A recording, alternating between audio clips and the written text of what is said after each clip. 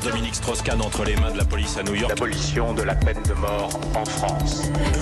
C'est la grand-messe de l'industrie des sports d'hiver. Le congrès 2021 de Domaine skiable de France se tient aujourd'hui à Chambéry, en Savoie. Bonjour Laure d'Autriche. Bonjour Dimitri, bonjour à tous. La France, alors, n'a pas inventé le ski. Il nous viendrait des montagnes de l'Altaï, en Mongolie, où l'on le pratique depuis des milliers d'années.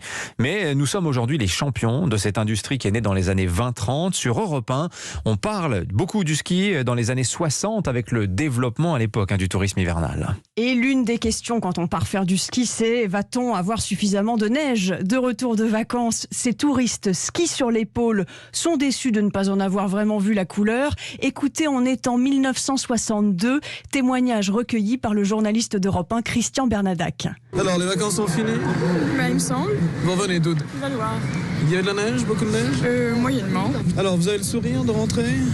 Oh non, pas tellement. Pas tellement non plus, il n'y avait pas tellement de neige. Vous êtes blessé? Oui, je me suis cassé le tibia et fêlé le péroné. J'ai voulu tourner en Cristania et mon ski s'est enfoncé dans la neige molle. Je me suis retourné sur moi-même, j'ai fait un tour. Pour un seul train, j'ai compté 11 blessures à la tête, 17 fractures aux jambes et 8 fractures aux bras. Avec ou sans neige, vive les vacances quand même. Allez, quand on parle de sport d'hiver, on pense aussi classe de neige.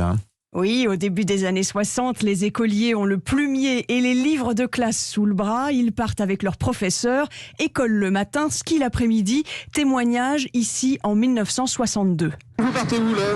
À Megève. Mais vous allez faire du ski à 11 ans? Oui, monsieur. Mais vous allez à l'école, je crois aussi. Oui, monsieur.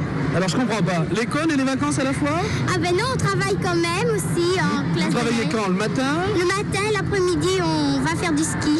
Mais vous n'avez pas l'impression que vous travaillez mieux quand vous êtes à Paris, ici dans votre classe? Je le crois, sûrement.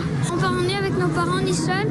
On part avec des maîtresses, des vieilles maîtresses. Des vieilles maîtresses? Elles sont si vieilles que ça? 30 ans? Ouais. Et voilà pour les vieilles maîtresses de 30 ans. En tout cas, pour l'un des instituteurs, aucun doute, les élèves travaillent mieux à la montagne. Les élèves ont davantage de concentration d'esprit, une attention plus soutenue. Ils travaillent mieux parce qu'ils ont quand même la récompense de la neige pendant l'après-midi. Et dans l'ensemble, les résultats obtenus dépassent ce qu'on peut espérer.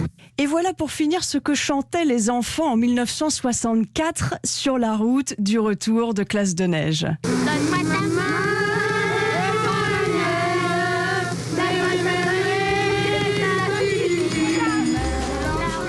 Prends la mienne, la cloche a sonné, ça signifie là où est à nous que la joie vienne. Voilà, Sheila, chanson sortie en 1964, entonnée par Emmanuel Macron il y a quelques jours de cela, en compagnie de vieilles dames. C'était assez touchant.